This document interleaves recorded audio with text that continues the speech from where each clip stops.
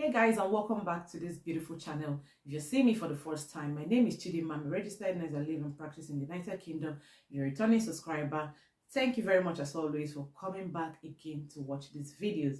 Today we are going to be talking about facts about sexually transmitted infection or sexually transmitted diseases.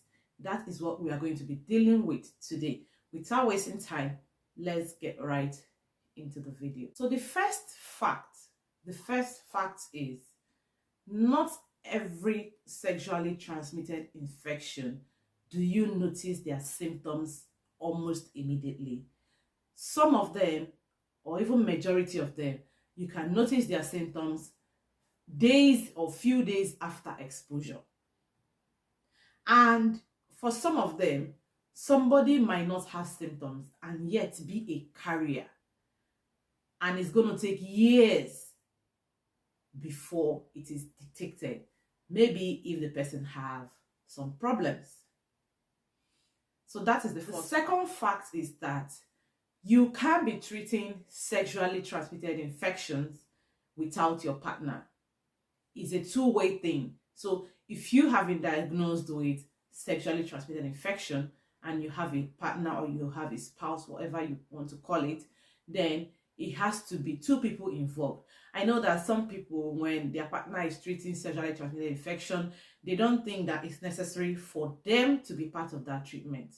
But guys, it is important, because as far as you two have had a sexual encounter and one person is diagnosed positive, chances are that the other person might as well have been a carrier but no symptoms.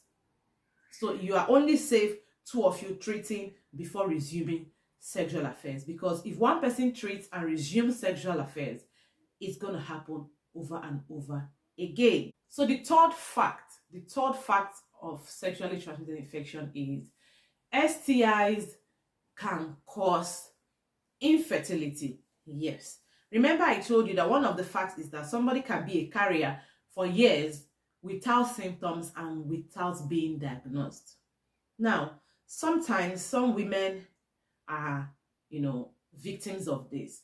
Over years, they have these things in their bloodstream, transmitting it to as many sexual partners as they have, but eventually settle to one and they want to have babies.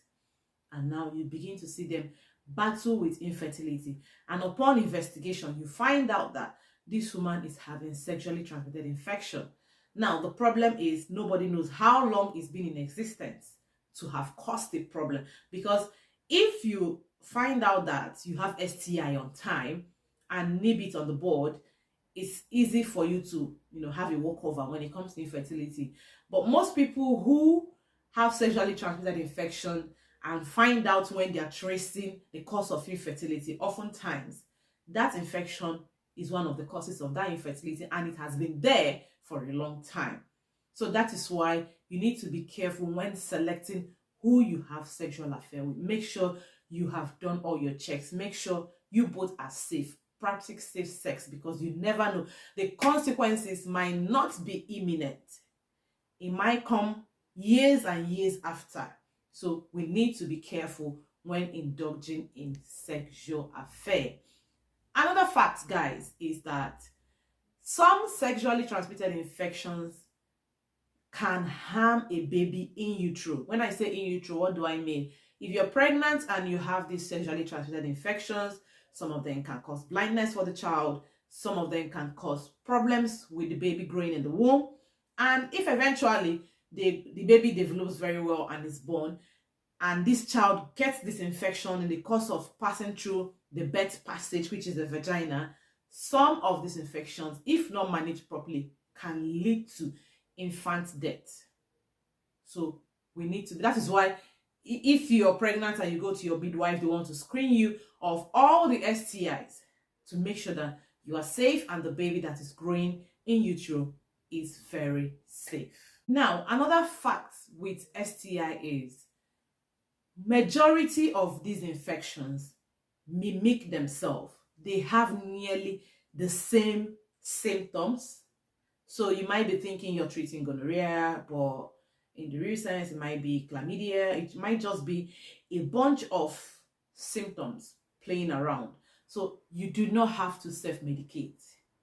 Don't self-medicate when it comes to STI, because it is a fact that almost all of them have the same symptoms, but it is only a health practitioner who is specialized in this field that knows the unique symptoms of all of these infections. And with the aid of laboratory investigation, they are in the best position to give you the right drug for the right treatment. Do not assume that every symptom you have might be sexually transmitted. Some of them might just be a symptom of urinary tract infection. So if you feel horrible or you feel weird and you think you've got a sexually transmitted infection, please don't make an assumption. If you've had it in the past, don't think it is the same thing happening. You have to go to the hospital, get some laboratory investigation, and get the right medication.